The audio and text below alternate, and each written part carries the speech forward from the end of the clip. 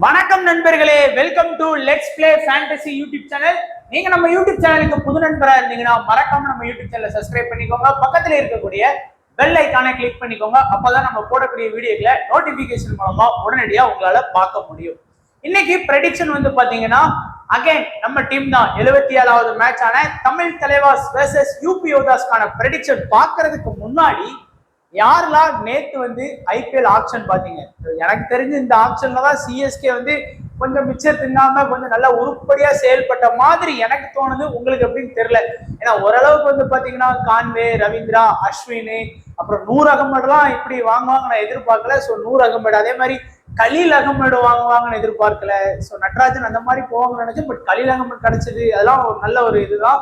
So அதே மாதிரி வந்து பாத்தீங்கன்னா ராகுல் திரிபாதி. ஸோ அவங்க ஓரளவுக்கு வந்து பாத்தீங்கன்னா இந்த ஆப்ஷன்ல சிஎஸ்கே நல்லாவே வாங்கியிருக்காங்க. ஆனா பொதுவா சிஎஸ்கே நல்ல பிளேயர்ஸ் எல்லாம் வாங்கின சீசன் சரியா விளாட மாட்டாங்க. ஒன்னுத்துக்கு ஆகாத பிளேயர்ஸ் வச்சு வாங்குற சீசன் தான் நல்லா ஆடி இருக்கிறாங்க. ஸோ அதனால பார்ப்போம். அதே போல ஆர்சிபியும் இந்த வாட்டி ஓரளவுக்கு கொஞ்சம் பரவாயில்ல. இன்னும் பவுலிங் மட்டும் இருக்கு. ஸோ பவுலிங் மட்டும் கொஞ்சம் நல்லா ஃபோக்கஸ் பண்ணி எடுத்தாங்க அப்படின்னா ஆர்சிபி நல்லா டீம் செட் பண்ணிடுவாங்க.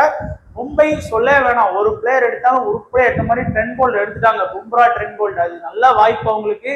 அதே மாதிரி பஞ்சாப் வந்து ஸ்ரேயஸ் ஐயர், சிங்கு, சஹாலு. ஸோ பஞ்சாப் இந்த வாட்டி வந்து பார்த்தீங்கன்னா மேக்ஸ் சொல்லி ஸ்டோயினிஸ்ன்னு சொல்லி ஓரளவுக்கு வந்து பார்த்தீங்கன்னா நல்லா ஸ்ட்ராங்காக செட் பண்ணி இருக்கிறாங்க. ஸோ விளாடுறது எப்படின்னு தெரியல. ஆன் பேப்பர் நல்ல டீமா இருக்கிறாங்க, ஆனால் ஃபீல்டில் எப்படி வர போறாங்கன்னு தெரியல.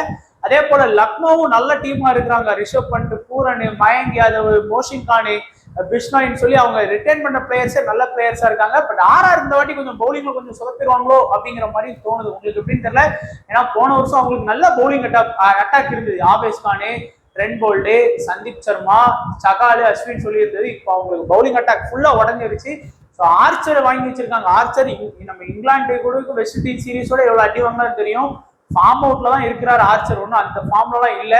ஸோ அது அவங்களுக்கு பெரிய மைனஸா போகும் அப்படின்னு நான் நினைக்கிறேன். ஸோ பார்க்கலாம், நம்ம நினைக்கிறதுக்கு மாறாதான் நடக்கும். பட் அவங்க அந்த எஸ்ஆர்எச் இருக்கிற எல்லா பிளேயர்ஸையும் வாங்கணும்னு நினைக்கிறாங்கப்பா. எல்லாத்துக்கும் கை தூக்கி விட்டுட்டு இருக்காங்க. ஸோ ஆப்ஷன் பார்க்கறதுக்கு நல்லா இருந்தது. நீங்களும் நல்லா என்ஜாய் பண்ணியிருப்பீங்கன்னு நினைக்கிறேன். ஸோ சிஎஸ்கே ஆப்ஷன் பண்ண நல்லா இருந்தா இல்லை எந்த பிளேயர் எடுத்தது ஏதாச்சும் ஒரு இதை பத்தி கமெண்ட் செக்ஷன்ல உங்களுக்கு சொல்லிட்டு போங்க. உங்களுடைய கருத்துக்கள் எப்படி இருக்குங்கிறத நானும் தெரிஞ்சுக்கிறேன். ஸோ இப்போ வந்து நம்மளுடைய டெலகிராம் சேனல்ல ஜாயின் பண்ணல அப்படின்னாலும் மறக்காம ஜாயின் பண்ணிக்கோங்க. முக்கியமான அப்டேட் பிளஸ் ஃபைனல் டீம் எல்லாமே டெலகிராம்ல தான் ஃப்ரீயா தான் கொடுத்துட்டு இருக்கோம். மறக்காம ஜாயின் பண்ணிக்கோங்க. லிங்க் டிஸ்கிரிப்ஷன் பாக்ஸ்ல இருக்குது.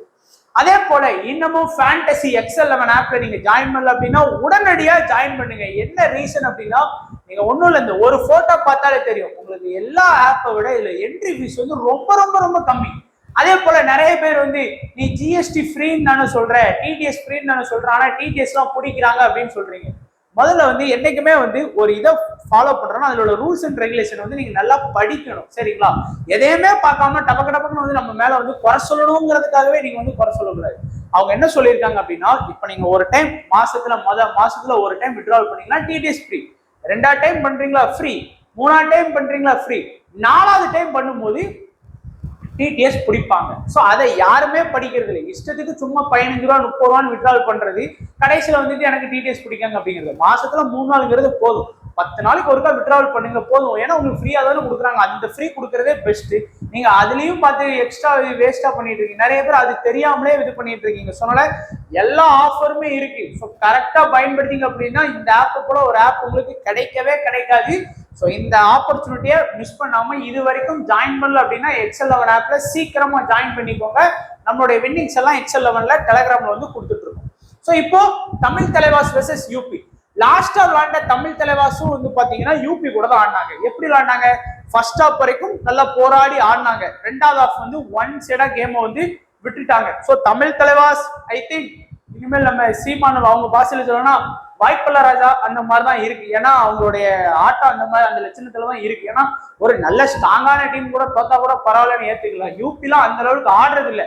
பட் அவங்களே வந்து யூபி தமிழ் தலைவாசு வின் பண்ணாங்க. அதே கையோட பட்னா கூட 2 பாயிண்ட் வித்தியாசத்துல வின் பண்ணாங்க லாஸ்ட் மேட்ச்.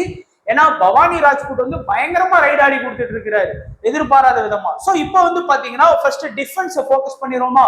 அங்க வந்து பாத்தீங்கன்னா முதல் ரைடரா இப்போ வந்து பவானி ராஜ்புட் வந்து இருக்கிறாரு. பவானி ராஜ்புட் வந்து ரைட்ல ஆடக்கூடிய ரைடர். 2வது ரைடரா வந்து பாத்தீங்கன்னா பரத் இருக்கிறாரு. சோ பரத் வந்து பாத்தீங்க அப்படின்னா லெஃப்ட்ல ஆடக்கூடிய ரைடர்.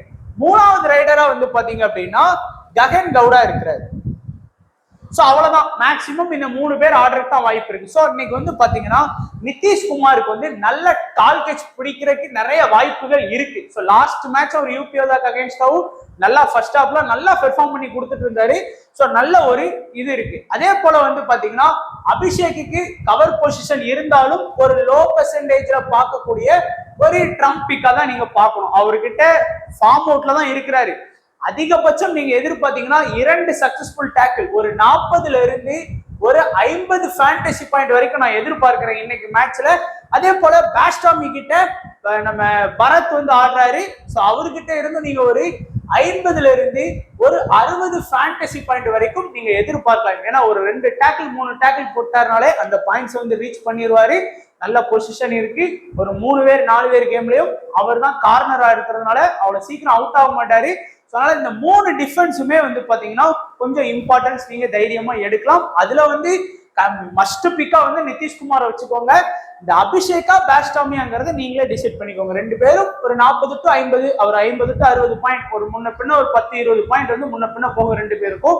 ஸோ அவ்வளவுதான் வித்தியாசங்கள்.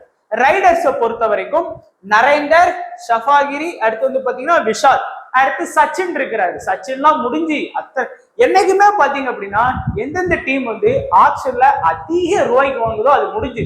நேத்து கூட பாத்தீங்கன்னா நான் ஆர்சிபி இந்த வெங்கடேஷ் ஐயருக்கு வந்து அந்த 23 கோடி என்னமோ நினைக்கிறேன். ஐயோ போச்சே, ஐயோ ஆர்சிபி விட்டுருங்கடா அப்படிங்கிற மாதிரி நிலைமைக்குலாம் வந்து பரிதாப நிலைக்கு வந்துட்டேன். ஏன்னா வெங்கடேஷ் ஐயர் அவ்வளவுக்கு எடுக்கிறதுக்கு கூட ஒரு 3 கோடி போட்டா ரிஷப் பண்ட் ஆர்சிபி எடுத்துட்டு போயிருக்கலாம். நல்ல ஒரு விக்கெட் கீப்பர் கேப்டனா யூஸ் பண்ணிக்கலாம். ஸோ அந்த இது இல்லாம வெங்கடேஷ் ஐயருக்கு அவ்வளவு போறதுங்கிறது எனக்கு தெரிஞ்சு ஒர்த்து இல்லை. ஓரளவுக்கு ஒரு நல்ல ஒரு 15 கோடி அந்த மாதிரி Venkatesh Iyer okay, batting plus ஒரு பவுலிங் அட்டாக் எடுப்பாரு, நல்ல ஒரு ரோல் வகிப்பார் அப்படின்னு சொல்லலாம். அதுக்குன்னு 23-22 கோடிக்கெல்லாம் ஒருத்தே கிடையாது. நல்ல வேலை ஆர்சிபி வாங்கல. ஏன்னா அதை வாங்கியிருந்தா அடுத்த பிளேயர்ஸ் வாங்குறதுக்கு வசதியா இருக்காது. ஏன்னா நம்ம பிலிப் சால்ட்டை வாங்கியிருக்கோம், அடுத்த லிவிங்ஸ்டோன் வாங்கியிருக்கோம், ஹேசிலுட்டை வாங்கியிருக்கோம், அப்புறம் நம்ம ஜித்தி சர்மா நல்ல பிளேயர், நல்ல எல்லா ஐபிஎல் மேட்ச்லயுமே குறையாம 20ல இருந்து 30 ரன் வரைக்கும் அடிச்சு கொடுக்கக்கூடிய ஒரு லோ ஆர்டரா இருக்கிறாரு. ஸோ லாஸ்ட் டைம் நமக்கு அதுதான் மிஸ் ஆச்சு. மகிபால், அனுஜ் ராவத்லாம் ஆனாங்க. அதனால ஆர்சிபி இந்த வாட்டி ஓகே ஓரளவுக்கு சூப்பரா பண்ணியிருக்காங்க. ஸோ இப்போ சரி இப்போ நம்ம ப்ரெடிக்ஷன் பார்ப்போம். நரேந்தர், ஷஃபாகி, அடுத்து வந்து விஷால், அடுத்து வந்து சச்சின். சச்சின் முடிஞ்சு அவ்வளவுதான், அவர் பெருசா ஆடவே இல்லை. அவரு வந்து பாத்தீங்கன்னா ரைட் ரைடர். இதுல வந்து பாத்தீங்கன்னா இந்த ஷஃபாகி தான் வந்து ஓரளவுக்கு வந்து பாத்தீங்க அப்படின்னா ஆடுறாரு. பிளஸ் டேக்கிளும் பண்ணி கொடுப்பாரு. நமக்கு வந்து சக்சஸ்ஃபுல் டேக்கிள் வந்து பாத்தீங்கன்னா ஒரு சக்சஸ்ஃபுல் டேக்கிள் பண்ணிடுவாரு. ஒரு 5 ரைடாச்சும் வந்து பாத்தீங்கன்னா சக்சஸ்ஃபுல் ஆடிடுவாரு. ஸோ அதனால ஒரு இம்பார்ட்டன்ட் ரைடரா நம்ம வந்து இவரை யூஸ் பண்ணிக்கலாம். அதே போல விஷால் வந்து நிறைய ரைடு வாய்ப்பு கொடுக்குறாங்க. ஸோ அதை யூஸ் பண்ணிக்கிட்டாருன்னா ஓகே. ஒன்னு விஷால் இல்லைன்னா நரேந்தர், இந்த 2 பேர்ல யாராச்சும் ஒருத்தருக்கு வந்து நீங்க வந்து இம்பார்ட்டன்ஸ் கொடுங்க. பட் ஃபர்ஸ்ட் பிக் ஆப்ஷன்ல வந்து நீங்க வந்து ஷஃபாகியும் நிதிஷ்குமார் இந்த 2 பேரையும் வச்சுக்கோங்க. டிஃபென்ஸ்ல அபிஷேகா பேஸ்டாமியாங்கிறத நீங்க யோசிங்க. அடுத்து விஷாலா நரேந்தராங்கிறத நீங்க வந்து யோசிங்க. ஏன்னா நரேந்தர் வந்து ஆடினாருன்னா தான் ஆடுறாரு. அது மட்டும் இல்லாம ஹிட்டிஸ் செம்ம ஃபார்ம்ல இருக்காரு. அவர் சைடு தான் ஆடணும். இப்போ சுமித் சைடா கூட ஆடுறது கூட ஈஸி போல, ஹிட்டி சைடு ஆடுறது கஷ்டம். இப்போ அந்த லெவலுக்கு வந்து பாத்தீங்கன்னா ஹிட்டி செம்ம ஃபார்ம்ல இருக்காரு லாஸ்ட் ஒரு 3 மேட்சாவே. அதனால நரேந்தர் ஆடுறது கஷ்டம் அப்படின்னு தான் எனக்கு தோணுது.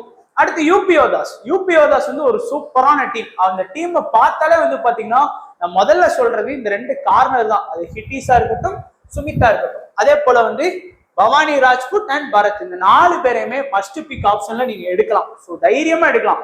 ஆனா இன்னொரு பிரச்சனை என்னன்னு பாத்தீங்கன்னா பரத்துக்கு பதிலா நீங்க வந்து ககன் கவுடாவை சூஸ் பண்ணிக்கலாம். ஏன்னா பரத் வந்து எப்போ சொல்றது அந்த ரைடர்ஸ்குள்ள ஒரு மைனஸ், 5 ரைடு அனுப்புவாங்க, ஒரு 2 ரைடு ஸ்கோர் பண்ணிட்டாருன்னா பரத் அப்படியே ஸ்கோர் பண்ணி ஒரு 50ல இருந்து 60 ஃபேண்டசி பாயிண்ட் எடுத்துருவாரு எல்லா மேட்சும். சராசரி பாத்தீங்கன்னா அவ்வளவு இருக்கு அவர்கிட்ட. ஆனா இன்னொரு பிரச்சனை என்னன்னா அந்த 5 ரைடு சரியா ஆடலையா அவரை ரைடு அனுப்ப மாட்டாங்க, சப்ல கூட எடுத்துருவாங்க. இல்லைன்னா அப்படி உள்ள வச்சு தேர்ட் ரைடு மட்டும் தான் யூஸ் பண்றாங்க. ஏன்னா last match Bhawani Rajput 20 raid போறாரு, ககன் கவுடா 15 ரைடு போறாரு, பரத் வெறும் 5 ரைடு போறாரு. ஸோ இது அதனாலதான் அந்த ஒரு ஆப்ஷன் எடுக்க சொல்றேன். ஏன்னா பவானி ராஜ்புட் செம்ம ஃபார்ம்ல இருக்காரு.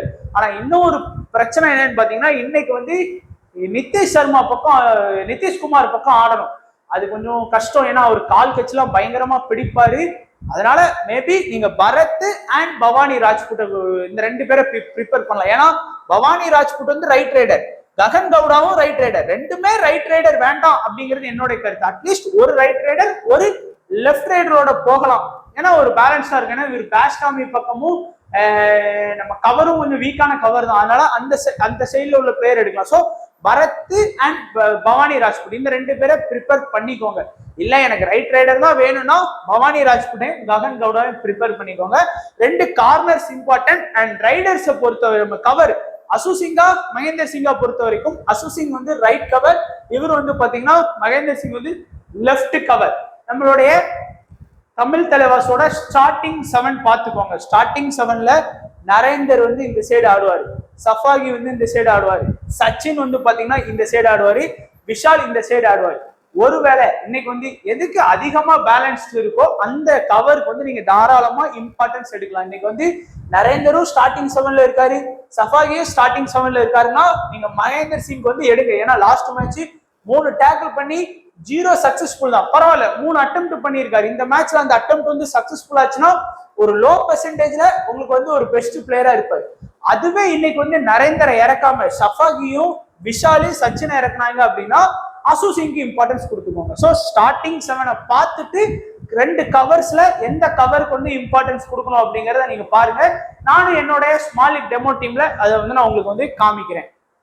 ஸோ இப்போ ஒரு டெமோ டீம் பாத்தீங்க அப்படின்னா நான் ஃபுல் அண்ட் ஃபுல் வந்து ஃபேவரட் ஆஃப் யூபிக்கு தான் போட்டிருக்கேன். பாருங்க, பவானி ராஜ்புட், ககன் கவுடா, அடுத்து வந்து ஹிட்டிஸ், சுமித். இதுல வந்து நான் இன்னும் இதுல வந்து அந்த நம்ம ஸ்டார்டிங் 7 பார்த்துட்டு இந்த பேஸ்டாமி இடத்துல அசு சிங்கையும் எடுக்கலாம், மகேந்தர் சிங்கையும் நம்ம தைரியமா எடுக்கலாம், பிரச்சனை கிடையாது, அது பார்க்கலாம். அதே போல ஆல்ரவுண்டர்ல நிதிஷ்குமார் சஃபாகியும் தான் நம்ம எடுத்திருக்கோம். ஏன்னா 2 பேர் தான் ஓரளவுக்கு தமிழ் தலைவாசல நல்லா ஆடி கொடுக்குறாங்க, அதனால இந்த 2 பேர் எடுத்திருக்கேன். நிறைய பேர் இந்த இடத்துல வந்து பாத்தீங்கன்னா அவருக்கு மேல பரத்தை எடுத்துட்டு வர்றதுக்கும் வாய்ப்புகள் இருக்கு. ஸோ அதனால அந்த இடத்த எடுக்கலாம். பட் பரத்தை எடுத்தீங்கன்னா இந்த 3 ரைடர்ஸ் யூபிக்கு தேவையில்லை. ஏன்னா ஏதாச்சும் 1-2 ரைடர்ஸ் தான் நல்லா பெர்ஃபார்ம் பண்ணுவாங்க. அதனால நம்ம வந்து இதுவே ஒரு சேஃபான டீமா இருக்கும். இந்த பேஸ்டாமி இடத்துல அசு சிங்கா, மகேந்தர் சிங்கான்னு தமிழ் தலைவாசோட ஸ்டார்டிங் 7 பார்த்துட்டு இது பண்ணலாம். ஸோ கேப்டன் வைஸ் கேப்டன் பாத்தீங்க அப்படின்னா உங்களுக்கு வந்து நிதிஷ்குமாருக்கு வந்து நல்ல கேப்டன் வைஸ் கேப்டன் ஆப்ஷன் இருக்கு, ஹிட்டிஸ் சுமித்துக்கும் வந்து பாத்தீங்கன்னா கேப்டன் வைஸ் கேப்டன் ஆப்ஷன் இருக்கு,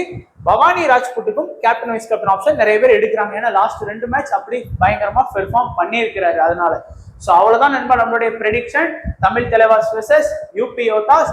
ஸோ கண்டிப்பா வீடியோ பிடிச்சிருக்கேன் நினைக்கிறேன். நல்லா சப்போர்ட் பண்ணுங்க நண்பா. முதல்ல நல்ல 2000-3000 பேர்கிட்ட வீடியோஸ் பாத்தீங்க, நல்லா என்கரேஜ் ஆகுது நமக்கு டீம்ஸ் கொடுக்குறதுக்கு. இப்போ 1000 பேர் கூட பார்க்க மாட்டேங்கிறீங்க, வீடியோஸ் போடுறதுக்கு மனசு வராது. அப்புறம் ஸோ முடிஞ்ச வரைக்கும் உங்களை கட்டாயப்படுத்தி நான் பார்க்க சொல்ல, விருப்பம் இருந்தா நீங்க பாருங்க, பட் உங்க ஃப்ரெண்ட்ஸுக்கும் இதை ஷேர் பண்ணுங்க, பாக்குறவங்க லைக் பண்ணுங்க, அது போதும் நமக்கு. ஸோ அது 4 பேருக்கு ரெக்கமெண்ட்ல கொண்டு போய் சேர்க்கும். ஸோ அது மூலமாவும் ஒரு 4-5 பேர் வந்து பார்ப்பாங்க நம்ம வீடியோஸை. ஸோ சப்போர்ட் பண்ணணும்னு நினைச்சீங்கன்னா வீடியோவை லைக் பண்ணுங்க, உங்க ஃப்ரெண்ட்ஸுக்கு ஷேர் பண்ணுங்க, யூடியூப் சேனலை மறக்காம சப்ஸ்கிரைப் பண்ணிக்கோங்க. கண்டிப்பா நம்ம வந்து பெஸ்ட் டீமா டெலகிராம்ல கொடுக்கறதுக்கு முயற்சி பண்ணுவோம். ஸோ வீடியோ பார்த்த எல்லா நண்பர்களுக்கும் நன்றி, வணக்கம். தேங்க்ஸ் ஃபார் வாட்சிங் நண்பா.